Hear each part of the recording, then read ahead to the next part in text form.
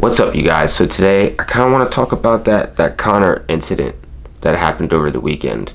Not just the obvious ankle breakage, but the things that happened thereafter, and kind of what's gonna happen with Conor after.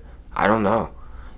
Conor just came out with a video, and it seemed like he had pretty high hopes with recovery, and that's great. You never want to see, especially as a fighter of myself, you never want to see a fighter go through that and then it be a possibly career-ending injury. That's one of the worst things to see. And when you see a break of that magnitude, it can cause all kinds of damage, you guys. That's a very serious injury, and it should be taken seriously. People can possibly never walk again after those kinds of injuries. So whether you like Conor or hate Conor or whatever, you have to remember that at the end of the day, this is just a sport. It's just a business, and I wish him the speediest of recovery, and a healthy, and safe recovery. With that being said, though, I definitely think Conor's future is it's kind of a weird one, right? Because with all the high hopes, with all of the talk and things like that, we all know that can only take you but so far. And so Conor has had this way over the past of everything he says comes to fruition, and it's been a little interesting that it hasn't been that. It's actually been the exact opposite lately. There hasn't really been a in the middle with Conor. It's always been either he gets it completely correct, which he did in the earlier towards the middle part of his career, or absolutely incorrect, which has been the later portions of his career. And I think a lot of things might be affecting Conor. Maybe the fame affected Conor. Maybe the money affected Conor. Who knows? All of that at this point is kind of behind us. It's kind of behind Conor at this point too. To an extent. I don't want to say that none of his fame and money are out the window, because it's not. What I'm saying is what's out the window is his persona of invincibility. His persona of Mystic Mac is kind of gone. And it's all the way gone. And so when we're talking about the future of Conor, is he going to get the automatic title shot? I know a lot of people are going to say, no, he shouldn't get it. He's had all these losses. I get it 100%. But you have to look at the other end of the pole here, and that's Dustin Poirier. Dustin Poirier is at the other end of this, because they're going to have a rematch.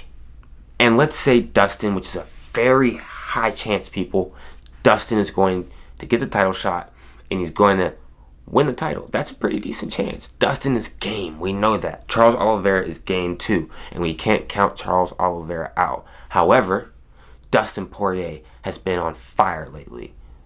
And so there's a good chance that a Dustin Poirier in his prime, with all this momentum on his back, can be champion again. Can be an actual unified champion. And so let's just say Dustin wins the championship. Conor comes back, by mid next year, and boom, you have a rematch. And now all of a sudden, Dustin is champion, and Conor's getting a chance at not only a rematch at Dustin Poirier, but a chance at the title shot too. Now, if I were to say this is a perfect world, I would give Conor one fight, and then if he wins that fight in very good fashion, then we can say something. But even then, I'd say as a purist, that's still too early.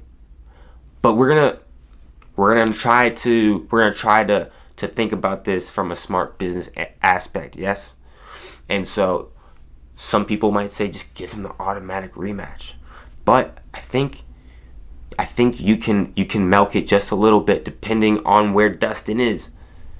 And so give Conor a fight, see where he's at.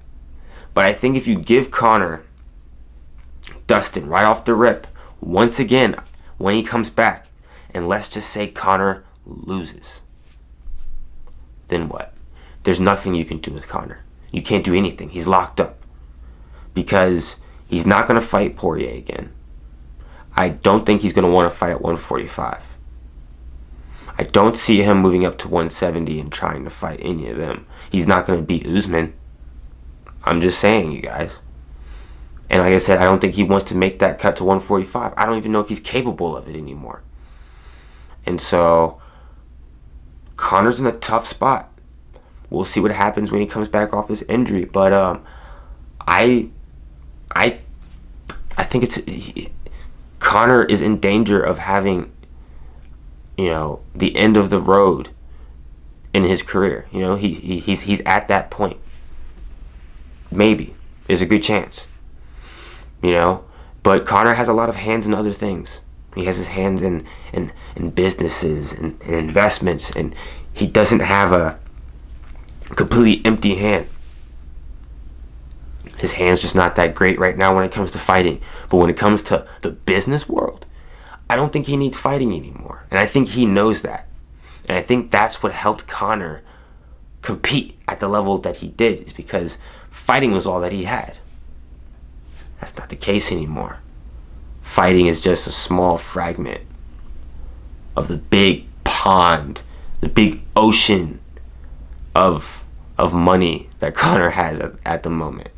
And so it's going to be interesting to see what happens when Conor comes back. But I feel like this is going to be rough.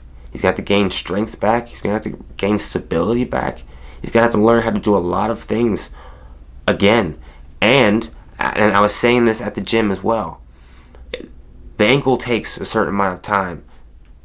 The mind might take even longer. Who knows how comfortable he's going to feel to kick again. With that leg especially. I mean, yeah, sure, he has a metal rod in his leg. But at the same time, he's going to remember that. He's going to have some sort of, traumatic stress from that. And so, we'll see what happens, like I said. But yeah, I wish Conor the best. I wish Dustin the best. I wish Charles Oliveira. This division is still alive and well. And so it's going to be interesting to see how this division plays out by the end of the year. And so I hope you guys heard me out, and I think I'm on point about this. I think I am.